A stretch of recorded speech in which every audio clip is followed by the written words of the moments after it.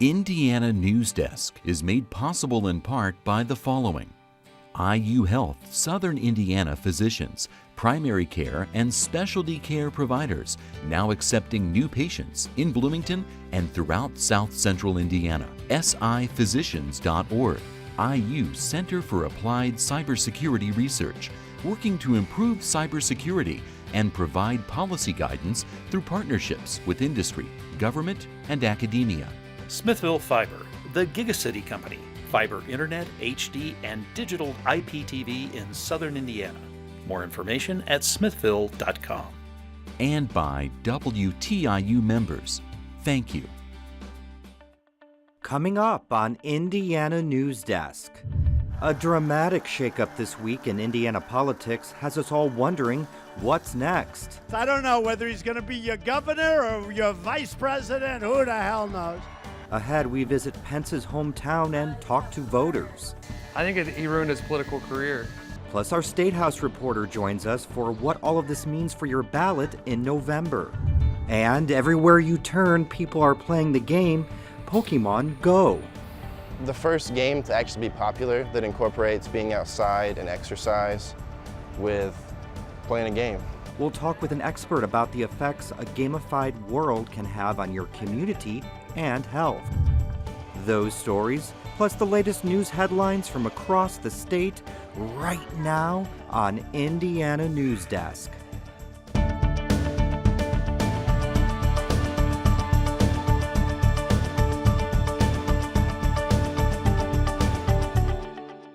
Welcome to Indiana Newsdesk. I'm Joe Wren. Indiana Governor Mike Pence is officially the running mate of presumed Republican presidential candidate Donald Trump. Trump made the announcement this morning on Twitter and said a news conference is planned for 11 o'clock tomorrow morning. Trump delayed his plans for an official vice presidential announcement in New York City today after the truck attack in southern France. Pence's selection as VP comes after a week of intense speculation and political vetting. Barbara Brosier reports. Governor Mike Pence's performance at a rally in Westfield Tuesday likely helped him land the job. He not only praised Trump, but didn't hold back when it came to Democratic opponent Hillary Clinton. We must come together and elect this good man as our next president. But we must elect this strong leader for one more reason. Because Hillary Clinton must never become President of the United States of America. Pence also touted the state's success, pointing to Indiana's business-friendly climate and a low unemployment rate. He says it's the product of strong Republican leadership in the state, leadership Pence now hopes to take to the White House. We've cut taxes, we've made record investments in education and roads, and today there are more Hoosiers going to work than ever before in the 200-year history of the great state of Indiana. That's what Republican leadership gets you. Pence stuck to his script when introducing Trump, a trait that could provide a good balance for a presidential candidate who tends to get off point. Trump's speech in Indiana touched on border security, jobs, healthcare, gun control, and terrorism.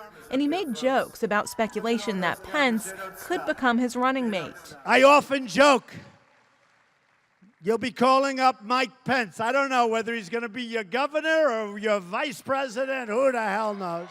Fire Mike Pence! Fire Mike Pence! But the same day people cheered in support of Pence and Trump, a group of about 100 gathered to protest the potential pairing on Monument Circle. They say they want to make America great again.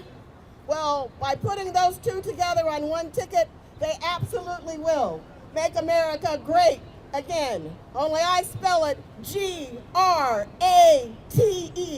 They will grate us down until we are absolutely nothing. Pence made national headlines several times over the past year for his stance on controversial legislation, including the Religious Freedom Restoration Act and a bill that bans selective abortions. As a woman, I am very afraid about the possibility that Donald Trump might ask Mike Pence to be his running mate.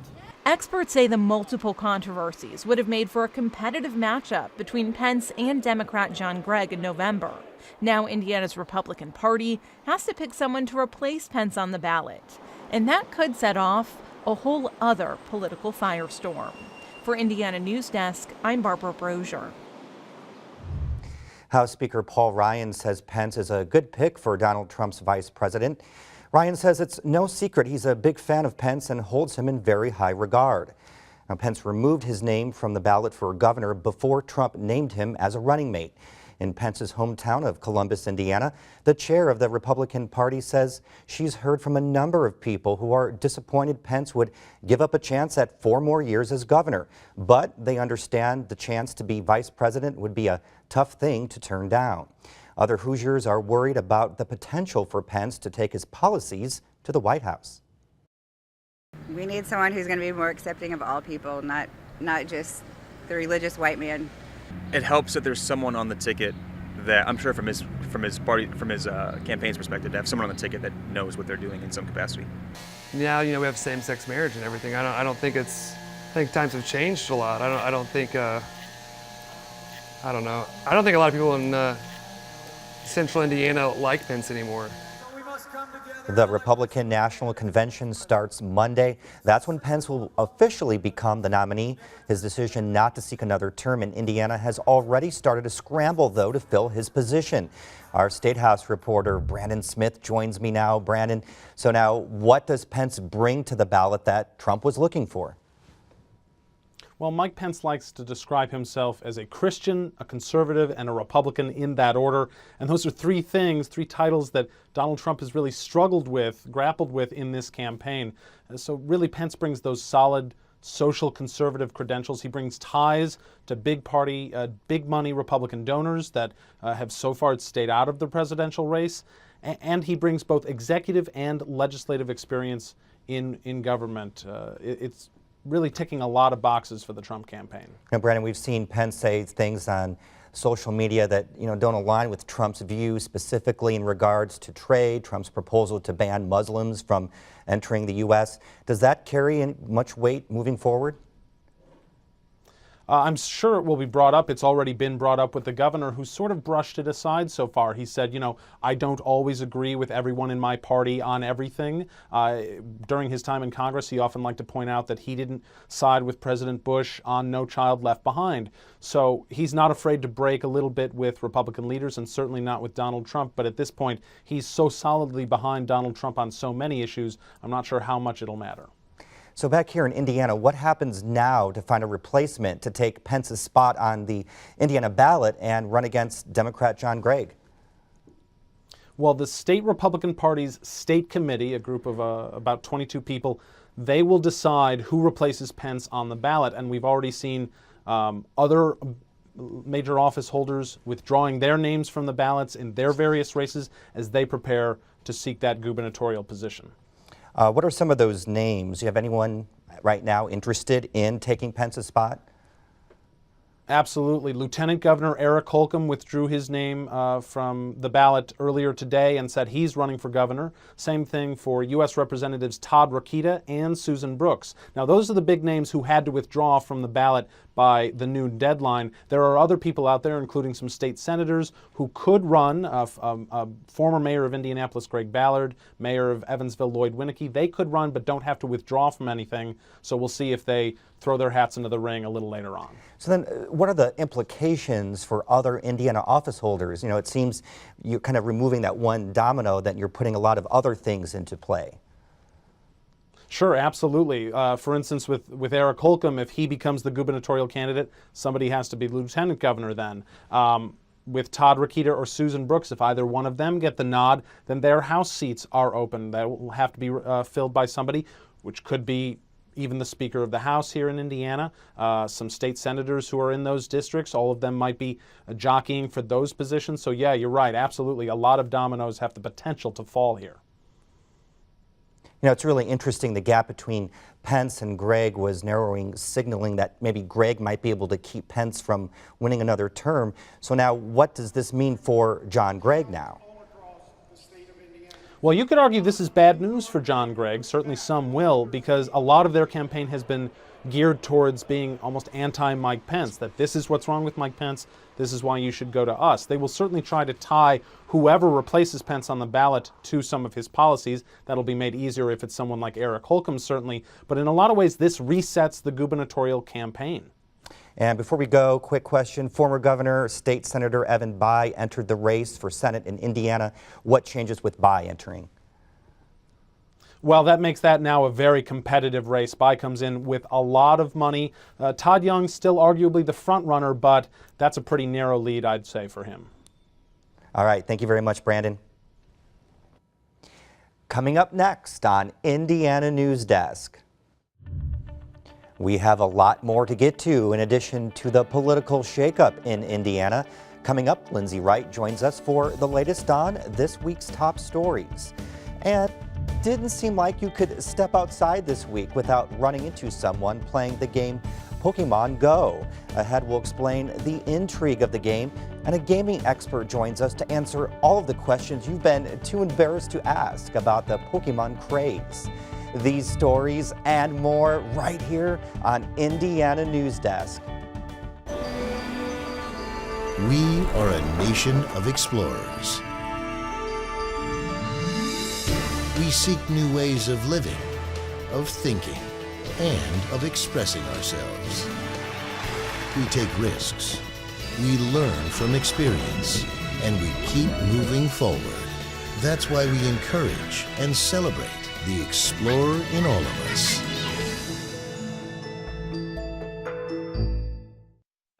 $10,000. 15? 15, you think? 20, 21,000? 600. 20. 18.5. 24. It's at least 40. Look at it. 4,500,000. 650. 20. 650. This textile would be worth about $500,000. $500,000? No way. I knew it's just a blanket. Laying on the back of a chair. Well, sir, you have a national treasure. Wow. A national treasure. Congratulations. I can't believe this. Welcome back to Indiana Newsdesk. Barbara Brosier is out today. My colleague Lindsay Wright is filling in on headlines. She joins us now for the latest on this week's top stories. Thanks, Joe. The number of Indiana deaths, children who died from abuse or neglect, is on the rise. The Indiana Department of Child Services says the number went up by 25% between fiscal years 2013 and 2014.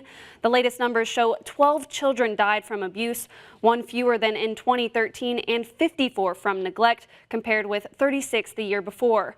About half of the victims were a year old or younger. Charges have now been filed against a former senior lecturer at Indiana University's Jacobs School of Music. Monroe County prosecutors charged Zhao Ping Wang with felonies yesterday for the sexual battery and criminal confinement. A warrant was also issued for his arrest. Court documents say Wang approached a student following rehearsals for The Nutcracker at IU's Musical Arts Center last November and tried to kiss her. He then blocked the door as the student tried to leave. Wang was fired in late March following an internal investigation by IU. The Indiana Department of Transportation is hosting a series of meetings to talk to farmers about road and bridge funding. The Farm Bureau says many of its members felt their voices weren't heard during previous discussions about infrastructure improvements. This week, farmers in Seymour came with questions about projects slated for their area.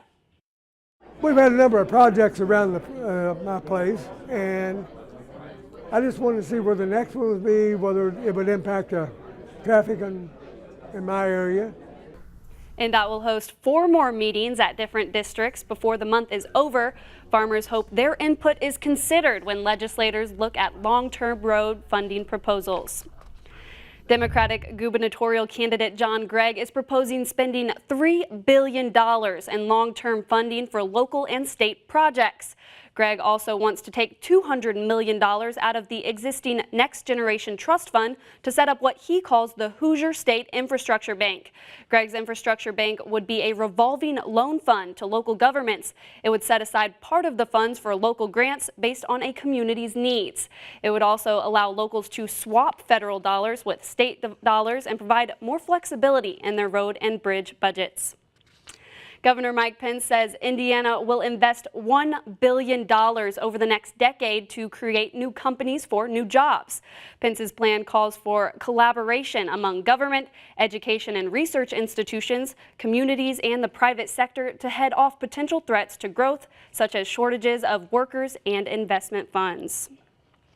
The recount to confirm the winner of the Democratic primary for Indiana's 8th congressional seat is underway. Results show Ron Drake leading former state representative David Orentlicher by only 68 votes out of the nearly 60,000 cast for the May primary. The recount could take a couple of weeks. The winner will face Republican Representative Larry Bucshon in the November election.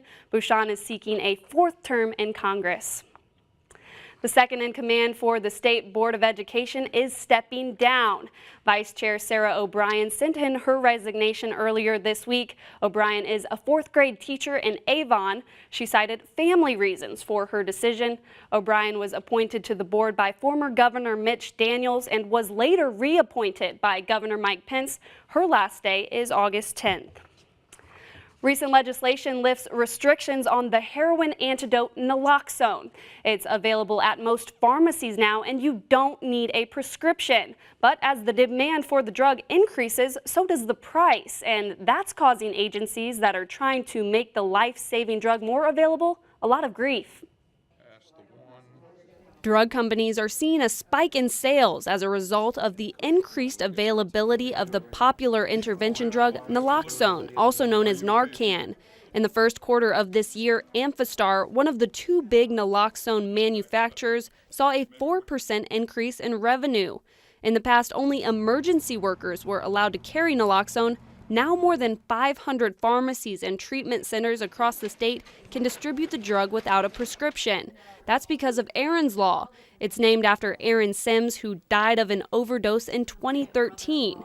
His mom is an advocate and founder of the group Overdose Lifeline. So if I needed naloxone for my home, but not for myself, I could still go to my doctor and say, please write a prescription for naloxone, and the doctor can do that under Aaron's Law without seeing the patient. The other thing it allowed for was agencies to be registered as distribution entities under standing order. So for example, Overdose Lifeline is a registered distribution entity with the State Department of Health. We have a standing order through a physician who wrote that for us. But now local health agencies are struggling to keep up with price increases. Amphastar increased its price for outpatient use by 60% in 2014. That same year, Hospira, the majority provider of a smaller dosage option, increased its price about 50%. Phillips says she's also seen prices for the nasal spray increase $3 per dose in the past 6 months. The number of hepatitis C infections is rising in Tippecanoe County. County data shows 61% of new hepatitis C cases last year occurred in people who had injected drugs, an increase from 50% in 2014. A Tippecanoe County health officer expects the county will seek approval for a syringe exchange program. Planned Parenthood of Indiana and Kentucky is closing 6 Indiana health centers over the next 5 months. It announced Thursday its center in Muncie will close today and one in Terre Haute will close on Wednesday. The nonprofit says its health center in Valparaiso, Fishers, Avon, and East Chicago will be consolidated. An Indianapolis man who allegedly fired shots into a police officer's home has been charged with criminal recklessness and unlawful possession of a firearm by a serious felon. Marion County's prosecutor announced the charges Thursday against March Ratney II. Police say Ratney shouted anti-police obscenities and fired several shots into the officer's home and patrol car. No one was injured. Former Representative John Bradamus died Monday in New York. He was from Mishawaka and represented Indiana's 3rd Congressional District in D.C. for 22 years. He served as the Majority Whip of the U.S. House from 1971 to 81. Bradamus also served as president of New York University. A multi-use apartment building will be built where the Bloomington Ice Creamery, the Chocolate Mousse, now sits. The ice cream shop plans to move into the bottom portion of the apartment, but some people are upset to see the freestanding ice cream shop torn down. The area of town has needed some redevelopment for as long as I can remember. The new space for the Chocolate Mousse helps the Chocolate Mousse stay in its location for the foreseeable future. The Bloomington Plan Commission voted in favor of redeveloping the property. Previously, the Bloomington Historic Preservation Commission considered granting the Chocolate Mousse stand historic site status. However, that resolution did not pass. It's unknown when the redevelopment project will begin. Hoosiers might be seeing some familiar faces at the upcoming Olympic Games. IU coaches from the swimming and diving team will be on the coaching staff for the Olympic teams. 11 Hoosiers are going to the Olympic Games. Evansville native Lily King is a swimmer and is a favorite to win in her category. I don't know what inspires me necessarily. It's kind of routine at this point. Just knowing that I can do so much more in this sport and that there's so much more in store for me, and now especially going to the Olympics, just getting in and working hard every day and knowing it'll pay off. And Joe, IU has a history of sending swimmers and divers to the Olympics. Since 1904, IU has sent 130 swimmers and divers to the games. Wow, can't wait to root on our Hoosiers on the Olympics. It's exciting. Thank you, Lindsay. Absolutely. Well, here's something that could only exist in 2016. It's a new game called Pokémon Go. In the game, creatures called Pokémon roam the real world around you. You can view and capture them on your phone. Think of it like a virtual scavenger hunt you can only see through your phone. The game has grown rapidly in the past 2 weeks, and because it uses the real world as a playing ground, it is leading players outside and into their community. I went up to the Miller Showers Park, and I stopped at Butler Winery on the way back, which I've never been to before, just because I saw it on Pokémon Go. Got a bottle of wine. Some are worried that distracted players will lead to injuries. Others are celebrating the healthy effects of the game. Joining us now is Mike Sellers. Sellers is a professor of practice focusing on game design.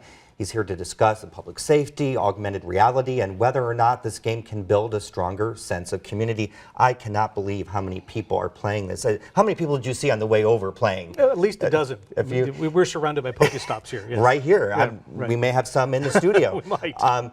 Is this one of the biggest gaming in the history of gaming? Does it get any bigger than this? To my knowledge, this is the biggest game release ever.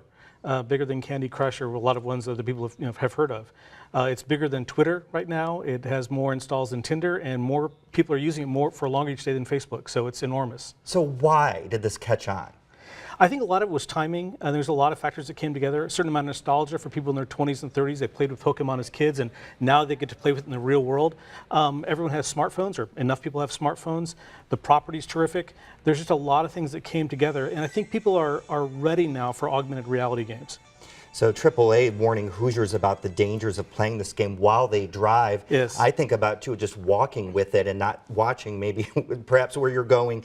But others are saying that it's increasing health. People are getting out and kind of being part of a community. Do you see that? I think both those are true. I think there are some valid concerns, certainly. We've all learned, I hope, not to text and drive.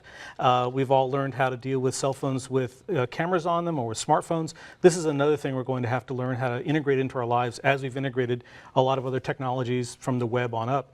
At the same time, there are some terrific health benefits. A lot more people are walking around. That we've seen the story about the Muncie, Indiana animal shelter that advertised and wanted people to come walk their dogs. So I think there's a lot of great health benefits. There's some things we need to be cautious about, but this is just another thing we're going to have to integrate into our lives technologically. And we heard from that player who says that he's been to some different places because of the game. So is this starting to create some more human interactions and perhaps a sense of community too? Yeah, I think that's actually one of the big success points from this game, is that rather than just being social and viral through the game, it's actually social in the real world. If I see you on the street and you're looking at Pokemon, I'm going to talk to you about it. There's a lot of stories, positive stories about that coming out about people doing just that. Now you used the term augmented reality.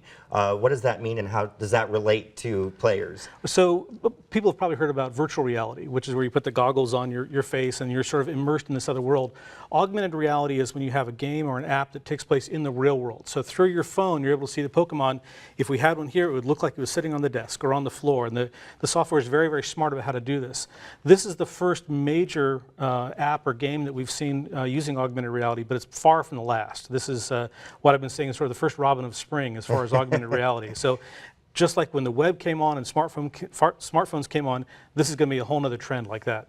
Thank you very much. Appreciate it. Thank you.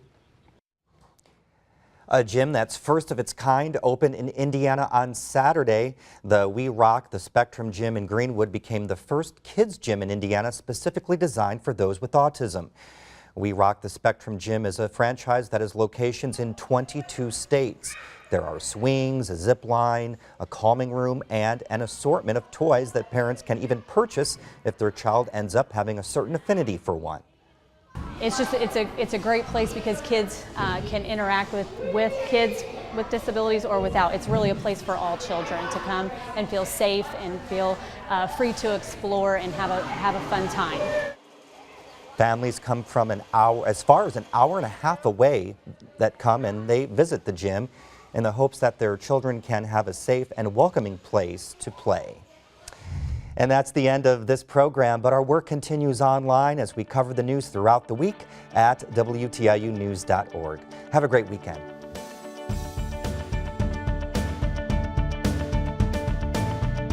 Indiana Newsdesk is made possible in part by the following: IU Health Southern Indiana physicians, primary care and specialty care providers now accepting new patients in Bloomington and throughout South Central Indiana. SIphysicians.org, IU Center for Applied Cybersecurity Research, working to improve cybersecurity and provide policy guidance through partnerships with industry, government, and academia. Smithville Fiber, the Gigacity Company, fiber internet, HD, and digital IPTV in Southern Indiana. More information at smithville.com. And by WTIU members. Thank you.